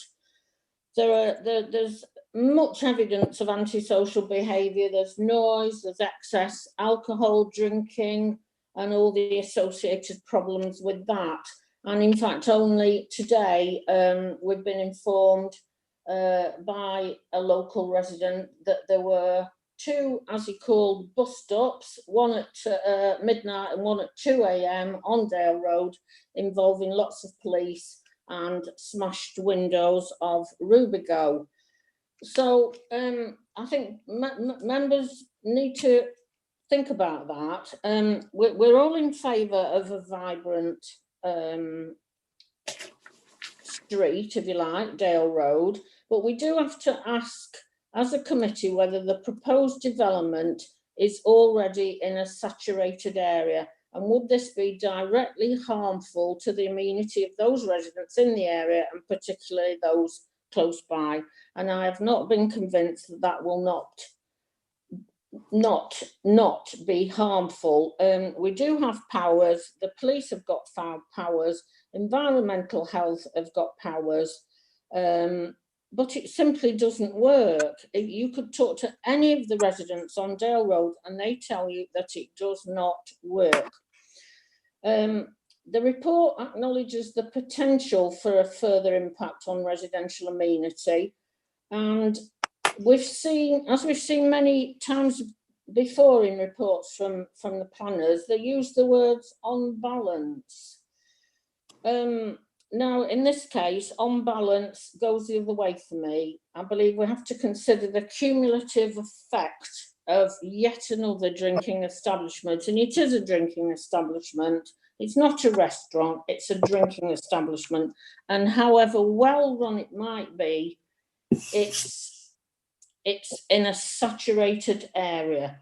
And I do feel, I mean, in defence of the applicant, I do think there has been every attempt to mitigate the negative effects. Policy EC6, and I've looked at this really carefully, talks about the desire to maintain a vibrant and viable town centre offering choice. I would suggest that there's already adequate choice of drinking establishments on Dale Road. EC6 also talks about a high concentration of users in a similar area. Well, we've got that already. We have got a high concentration. And on doing a little bit of research, perhaps I could suggest that it's the failure of the planning system on the whole to be able to assess and control the impact of late night drinking in specific areas. I believe this has been done in some London boroughs in concentrated areas to try and limit the number of fast food outlets. I would have liked to have seen this in the local plan, but I didn't think about it at the time, I'm afraid. So did we miss the boat there? If we had a percentage limit, then we'd know where we are, everyone would know where we stand, and we wouldn't be having this constant debate about whether enough is enough. Now, we know from objections that there is already a noise impact on immediate residents from adjoining premises. We've got evidence of that. These residents are so used to noise and antisocial behaviour on Dale Road that they don't always phone environmental health. They don't always even phone the police. The police usually find themselves there. And for those of us who don't know, Dale Road at the weekend, late night, is a no-go area for many residents of Matlock. So just to conclude, I shan't be supporting this application. I do welcome town centre regeneration, but not to the detriment of the health and well-being of residents. I would have reasons I could give you reasons as to why I won't be voting. I think you've heard them all, but I kind of suspect that I'm on the losing side yet again about Dale Road, and I find that very sad. Okay, thank you, Councillor Barefoot. Councillor Purdy. Thank you, Chair. Well, yes, we've been here before, and I policed Matlock in the early 70s when it was far, far worse. That's not to say it's not an excuse for anything, and I don't want that to be taken the wrong way, but we had nightclubs up until 2 o'clock in the morning. So Dale Road has always had that kind of scene. We've got nothing in the plan that dictates percentages. I'm happy with the officer's analysis of the percentages game, and there may well come a point where we do reach saturation. So I can't find any good reason for refusal here. And that's the critical factor. Is there a good reason for refusal? On the basis of the 3 planks on planning, on societal, environmental and economic reasons, and the fact that it's a well-run wine bar in Duffield, run by very professional and responsible people, I'm satisfied that this will replicate in Matlock. So I hear what Councillor Barefoot says, but I think that the appropriate measures are in. They've restricted the licensing back to 11 and 10 o'clock outside, midnight, I know, I should say, and 10 o'clock outside. And up until COVID, I was regularly in and out of Matlock, and I've done lots of restaurants on Dale Road. And there's been many a night when I've never seen any incidents. So I think we need some facts on incidents. And if people aren't going to report to police, then I'm sorry, the police can't respond and can't deal with facts. So we need facts. My reasoning is based on evidence-based scenarios, not sort of, I'm not being rude, third world complaints. It's got to be that it's evidence-based. I don't see the hard evidence. There's massive antisocial behaviour problems every night on Dale Road. There's bound to be some, and there could be hot spots in other areas. So on balance, I think the officers have got this right. But I would like, John, if we do review the plan, that we give some due consideration to what if we can do anything about saturation points. Thank you, Councillor Purdy. The next on my list is Councillor Slack. Thank you, Chair. Yes, we've been down this road before, like Councillor Purdy said. But I'm all in favour of businesses coming into the town. I welcome we open arms. Businesses starting up again, but it is getting saturated. There's no doubt about it. In regard to Dale Road, I worked on Dale Road many years, and it wasn't like it is now. It was a road with all kinds of different trades. Chemists, Boots was one there. We had bakers, we had hairdressers, we had loads of different businesses. But over recent years, it's deteriorated to becoming a drinking area in Matlock, and that's where all the trouble starts up at weekends. We do see antisocial behaviour at weekend. There's no disputing that, and it's worse than what it ever has been in Matlock, because I can remember when it wasn't as bad as this. In regard to this restaurant, it isn't a restaurant, it's a drinking establishment, and we're going to have trouble, and especially if this COVID is about, which looks like they're going on a long while, there'll be a lot of outside drinking, there'll be a lot of people down on the riverbanks there drinking, and all the noise and everything will be going up to the flats above, and people probably have to go to work above, I don't know, but it's very unfair for residents above to have all that noise coming up. So I think we've got really seriously look at this in future, and we've got to consider everyone, and I don't think we're considering the residents of Dale Road who live over the flats and live in the houses in that area. Well, I don't think we're not being fair to these people, and we should consider these people more. So I'll same as Councillor Barefoot, I won't be supporting this. Thank you, Chair. Okay, thank you, Councillor Slack. Councillor, I've got 2 more left on my list, then we'll go to the vote. Councillor Pawley first. Yeah, this is a difficult one, I feel, because I've been involved in the past in the consideration of things that have been going on in Dale Road, and it's absolutely definitely true. Although they may not complain to the police, but I think a lot of them do complain to the police, and they find it difficult. And then they've got the additional problem here that the people are living actually above it. which is a completely different circumstance to all the other bars that are down that road.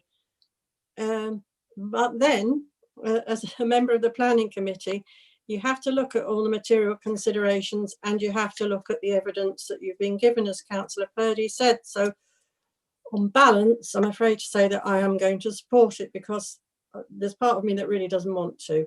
But as far as a planning consideration is concerned, I think I haven't got any evidence to say that this should not be approved. So I will support it. Thank you very much, Councillor Pauly. And last, by no means least, Councillor Bull. Yes, thank you, Chair. Well, I do appreciate what Councillor Burford is saying. Obviously, a lot of townsfolk in any town where there are licensed premises do have the issues with the disorder and the likes. But at the end of the day, as Councillor Pauly said and Councillor Purdy, we're here to discuss planning under material grounds. And the only thing that I feel at the moment is we are discriminating against disability. But other than that, the general of it is, and as long as we footnote for that to be taken into consideration for doing the plan, I cannot see any other reason why we can turn it down. So I shall be supporting it. Thank you very much, Councillor Bull. So it's been moved and seconded for approval with the addition of a footnote on the decision notice re disability access. Is everybody clear on what we're going to vote on now? So if we are, Jackie, over to you. Councillor Archer. 4. Atkin. 4. Bright. 4. Buckler. Against. Bull. 4. Burfoot.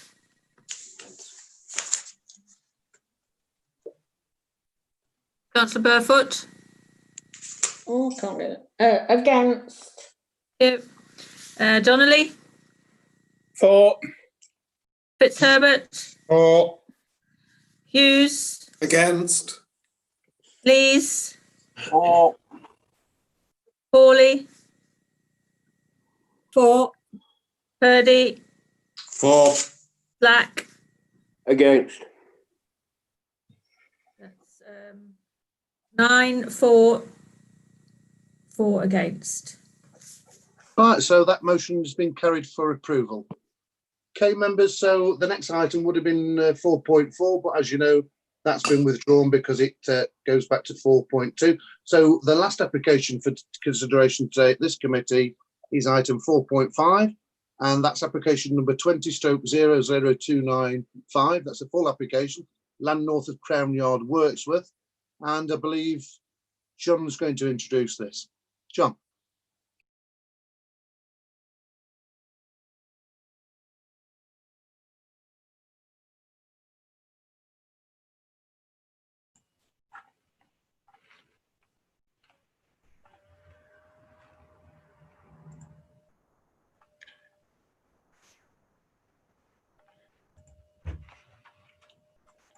Okay, thank you, Chair. I think we're in motion on this one. I hope you can see the screen before you. Before we go through the presentation, can I just talk you through the fact that we've had some further comments from the public that have been circulated. We've had comments from the applicant's agent, Evans Vittori, setting out how they've dealt with liaison with the general public. We've also had a letter of support from the 4 people that are behind the application, telling us how the scheme will work. And then we've had a number of letters from members of the public, a letter from Mary Wardle, a letter from David Bissett, and a letter from Mr. Richmond, all raising, and one from Kate Murray, all raising concerns about the proposal. If I may then, assuming that members have had the chance to look through those, if I can run you through the presentation, I will, and hopefully this runs smoothly. You can see the site They're hatched in pink. You're not actually sharing your screen at the moment, John. I do beg your pardon. You've got to press that little thing.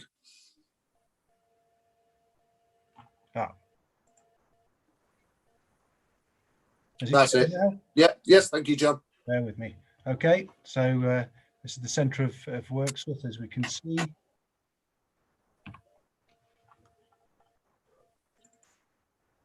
And okay, we've got a site which is referred to as the old bowling green. You can see it's in the centre there, and I'll just get something to allow me to help you annotate this. Yeah, so this is the application site. It's broadly rectangular. You'll see in the report that the vinery building is referred to. That's a glass building on this corner.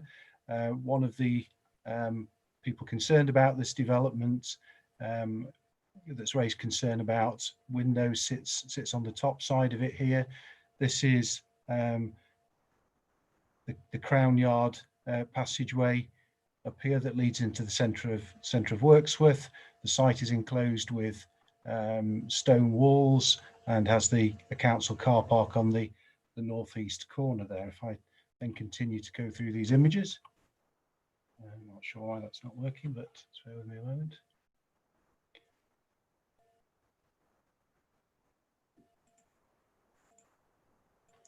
Okay, what we've got with the site is quite an interesting contemporary design, which sits within the site.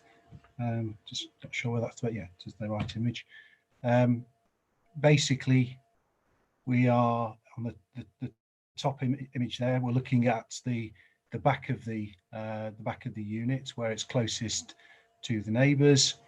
The next image down on there shows how it nestles down into the site to try and achieve the right balance between built development and trying to preserve the openness of the conservation area.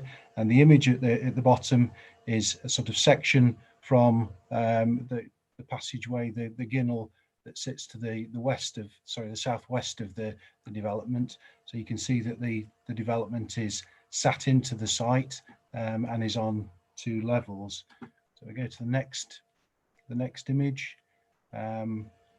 So actually this is probably the best image, really, just to pick up on the site characteristics. Just bear with me a moment and I'll get a spotlight on that for you. Yeah, you'll see that much has been made about the value of this open space within the conservation area. What you'll see on the site plan there that I'm highlighting is that the development occupies the southwest corner of that site and sort of tucks itself somewhat into the bank and the hillside as the land rises from east to west in that part of Wirksworth. Roughly 70% of the site area of this green open space would remain open after development. And if I just have a look at these images here, the top image there shows the relationship to this property on that side. So you can see that the property is dug down. It's part 2-storey, part single-storey, and the line of the roof is just above the line of an original stone wall on that corner there. But this property actually has a timber fence that sits above that, so there shouldn't be any significant overlooking between the two properties because of that change in land levels. The image below that's the image as you look up from the centre of Wirksworth, and you'll see that we've got this design with a central section at a higher level over 2 floors and a wing either side at single storey. The image at the bottom here is looking at the site from this side, so it gives you an indication of how the building sits largely below the level of this stone boundary wall that forms the ginnel at the side. So as I say, it's nestled into its particular environment. Bear with me a moment.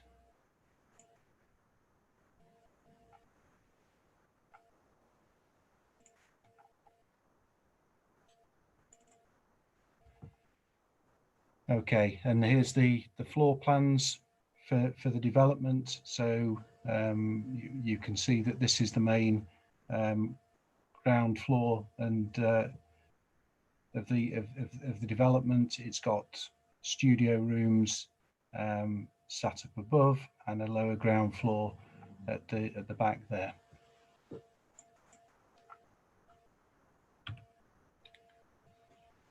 This gives an indication of the existing lie of the land. This is the view currently from the Ginnell to the west, sorry, to the south of the development, and you can see how we've got this quite imposing stone boundary wall. That's just the nature of the site. And what we've got here, obviously, you'll be familiar with this from Chris showing you this, is a site plan with views. So I'll show you some photographs now. So views 1 to 4 look down into the site from the Ginnell Way here. View 5 looks back down the hill from the west. View 6 is taken between properties and looks down across the site to the town centre. View 7 is a view that you get walking through the conservation area of the town. View 8 will be the view up from the car park. View 9 is the view up from the town through the Ginnell, and view 10 looks back up the Ginnell Way. View 11, which might be of interest to people, that's a view from an area called the Puzzle Gardens within Wirksworth, where we've previously had dismissed appeals for dwellings. And view 12 tries to put the site in the context of how Wirksworth sits in its landscape and long views of the site. So, okay, so these are the views looking down. You can see the existing nature of the site. There are some fruit trees in here. It's been used for many, many years for gardens. And you'll see that we've got a structure sat up against that western wall of the site. That's the structure, sort of a shed structure used for storage.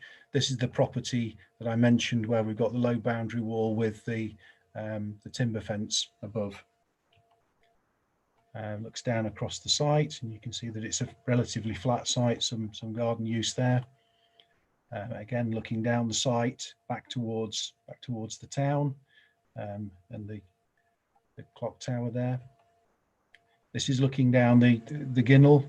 You can see the sort of urban fabric of Wirksworth. It's a fairly typical detail with these high boundary walls built in limestone. And this is looking down across the site from above the neighbour's property here. You can see it in context. This is the glimpsed view that we talked about as you're walking along the footpath that runs north to south. This is the council car park at the bottom corner of the site, and you'll see from the proposal that the applicant is hoping to form a pedestrian access within the corner of this car parking area and rebuild the walls around it. This is the view looking up from the town centre, fairly typical Wirksworth view again with high boundary walls, and that's the Ginnell Way, and the properties will sit up here. And again, that's another view of the Ginnell. We talked briefly about previous appeal decisions on dwellings within the conservation area. It is something we have to consider very carefully, the contributions of the open spaces. And an appeal on this land in the foreground here was dismissed by the inspector, based partly on the setting of Babington House, Grade 2 style listed building, but also in terms of how it would affect your appreciation of the character and appearance of the conservation area. It was infilling that gap within the Puzzle Garden was considered inappropriate. That doesn't mean that infilling any gap is inappropriate. You have to assess them all on their merits. And this is the view from across the other side of town, and the site is roughly here. So you can see what you've got with Wirksworth is this really Very interesting combination of different architectural forms, responding to the topography of the town and to the different eras of development. And I think that's probably all I need to show you at this moment in time, and open it up to member questions. Right, so far I've got Councillor Hughes. Thank you, Chair.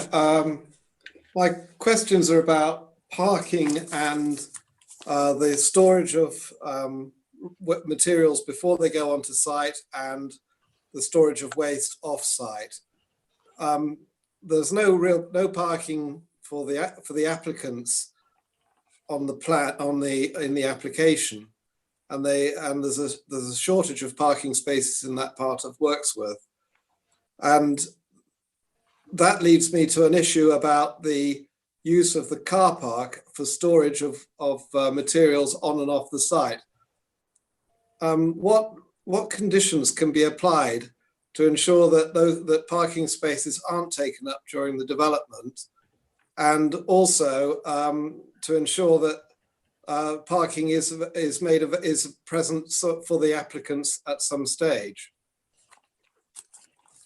Thank you.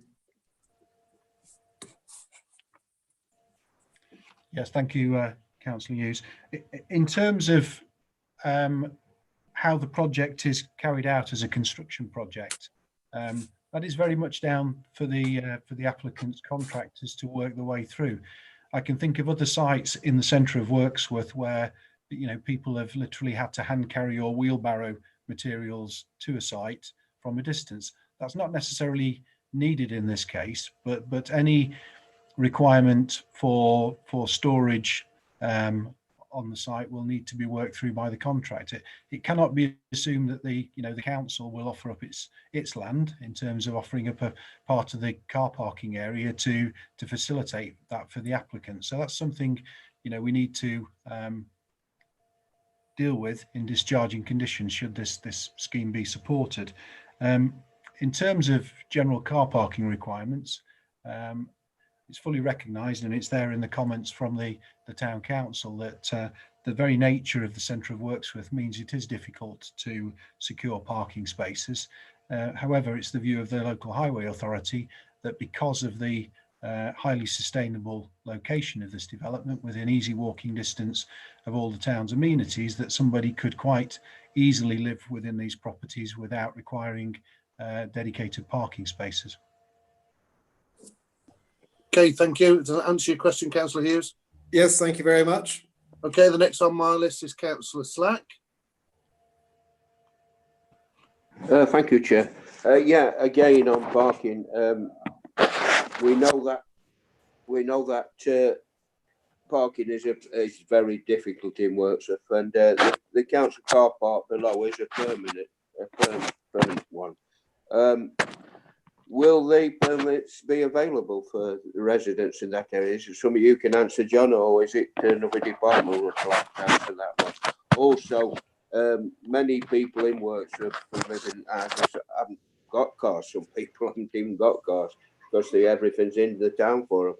But other people, they park quite a way away and have to walk. So it is something we have to live within in Wirksworth. That's parking. We just haven't the car parks that they have at Ashburn or Matlock, unfortunately. But Wirksworth is what it is. It's a very old historic town, and we always get these problems in historic town parking. So my question is it will it be feasible to use the council car park and have a permit? Yeah, there are actually some comments in the report, Councillor Slack, from the council's neighbourhoods manager that makes it clear that there's no guarantee that the applicant will be provided with the necessary parking space off the back of this development. The local parking areas are oversubscribed, but as you rightly say, that needn't preclude the development because of the very nature of the centre of Wirksworth, where you've got easy access to all the amenities without requiring the use of a car. Thank you. Thank you very much, Councillor Slack.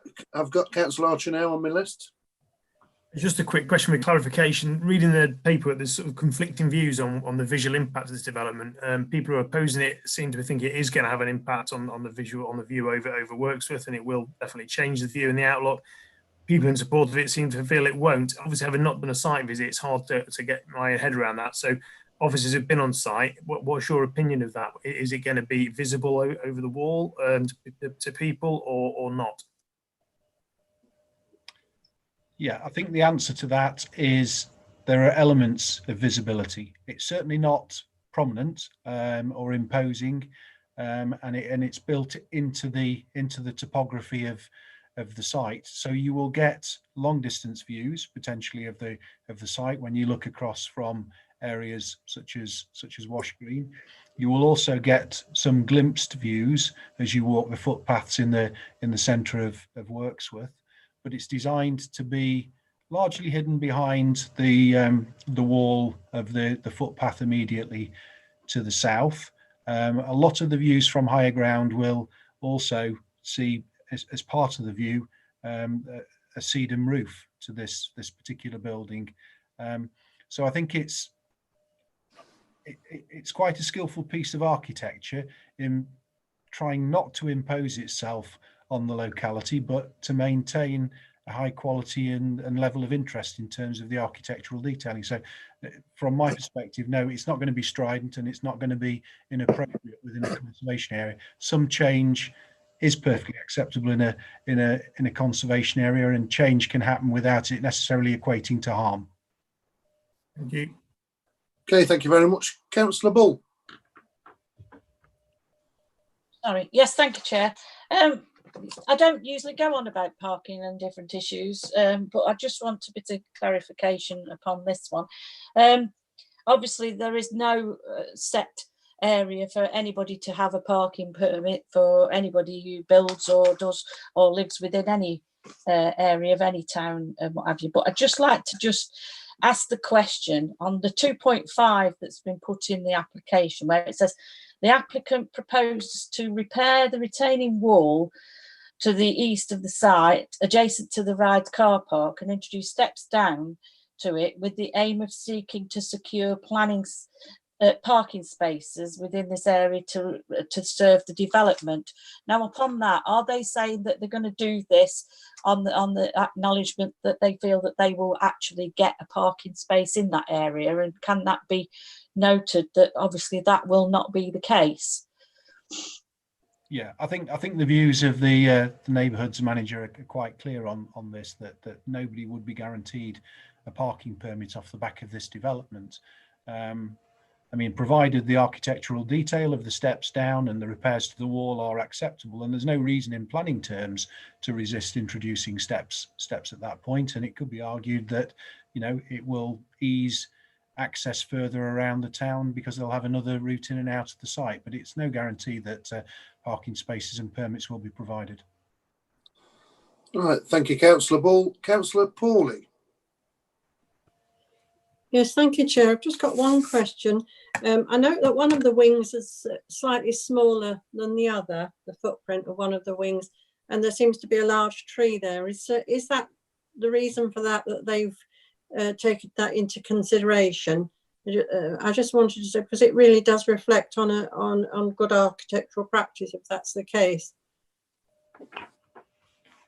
Yes, I believe that to be the case. You know, a great deal of thought has gone into trying to design something that sits well on this site. And I know, you know, sometimes the quality of architecture is a subjective thing, but they are a good practice, and they do think very carefully about how development fits into context. Does that answer your question, Councillor Pawley? Thank you. I've got two more speakers and I'm going to move to debate. The first is Councillor Purdy. No questions, Chair. I was going to move the motion. Okay, so the last I've got to speak then is Councillor Peter Slack.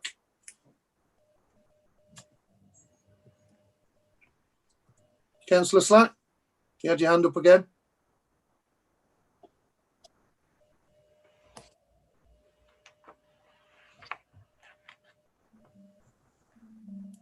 No? He's muted. He's muted. Chair. Councillor Slack, do you want to unmute?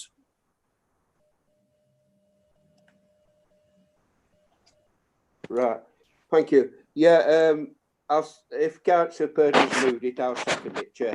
I know this site quite well. It's a very flat area. It's got walls right around it. It's where I used to play as a child in this area. And it's a lovely flat area. And I noticed he's going to let the houses into the site. They're very, very eco houses. There's a renewable energy aspect to it. I think it's a lovely design. You know, and I'm very supportive of it. Yeah. So yes. Okay, thank you very much. So now moving to debate, Councillor Purdy. Thank you. If I could request Councillor Slack, if you stop moving your papers, because it's coming through the microphone and it's quite deafening, if you don't mind. Sorry. I think the applicants need commending here. I think they've done a terrific job, and I'm quite keen on the way they've gone for, you know, the carbon footprint element. And I recommend, if any members never visited the puzzle area of Wirksworth, you should do so. It's fascinating. It really is. And so look it up on the map, do visit it. I did pick up a comment, John, in the paper somewhere, whether it's relative to this, but there was a critical comment that the neighbourhood Wirksworth plan was not mentioned. So apart from that, I'm happy to move it. Thank you very much, Councillor Purdy. Councillor Fitzherbert. Well, I'm happy to second it if Councillor Slack hasn't. I mean, I did actually visit the site when I was over that way at the weekend, and I think it's there just to familiarise myself with, you know, with where it is, because I've been there before, but I hadn't noticed that particular patch of land before. I think it's a really exciting design, in a really interesting position, in a fantastic town in Wirksworth, and I agree with Councillor Purdy. This should be commended. So I'm happy to second if Councillor Stack hasn't. Okay, thank you very much. I've got nobody else down to speak, so it's been moved and seconded for approval. So Jackie, over to you. Councillor Archer. 4. Atkin. 4. Bright. 4. Buckler. 4. Bull. 4. Barefoot. 4. Donnelly. 4. Herbert. 4. Hughes. 4. Please. 4. Hawley. 4. Purdy. 4. Black. 4. That's unanimous. Right, thank you. So that's approved. So now, before we move on, I'd just like to thank the officers for all the time of their presentations they've just made tonight. You can see it's been a very extensive presentation that both Chris and both John have done, and I'd like to thank them for all the work that they have done. So anyway, moving on. So item 5, these are only to be noted, so I'll move them. Information on active and closed enforcement in investigation. I so move from noted. Second, anybody? Second, Chair. Okay. All those in favour, please show. Thank you very much. Take that. And item 6 is appeals progress report. Don't know whether John wants to add anything to it before we move it. Yeah, just quickly, Chair. You know, with the situation we've been in, it's been a long time since we've been able to update you on appeal decisions. And generally speaking, the news has been very good. Certainly in this financial year, I think we've won every appeal. So long may that continue. It shows we're making good decisions. Okay, thank you very much. So I'll move them to be noted. Second. Second, Chair. Okay, all those in favour, please show. Thank you very much, and thank you very much in participating in this first virtual meeting of the planning meeting. And I hope to see you in the near future. And I'll see. Yeah, yes. Sorry, do you need to go through with John with the enforcement report?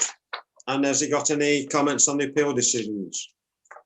Yeah, I mean, I've just asked him about the appeal decision, but if you want, is there anything on the active and closed enforcement you want to talk about, John? Just quickly then, Chair, without picking out any particular enforcement case, we have been very active in serving enforcement notices in the last 12 months, and actually the slight fall away in casework for planning officers in dealing with planning applications has allowed us to divert some resources into bringing some cases up to date. Okay, so thank you very much, members. So that's the end of tonight's meeting, and I'll see you all tomorrow for full council. Thank you, John. Thank you, Chris. Thank you, Jackie, and thank you, Kerry, for bearing with me. Thank you very much. Thank you, everybody. Good night. No, good night. All right.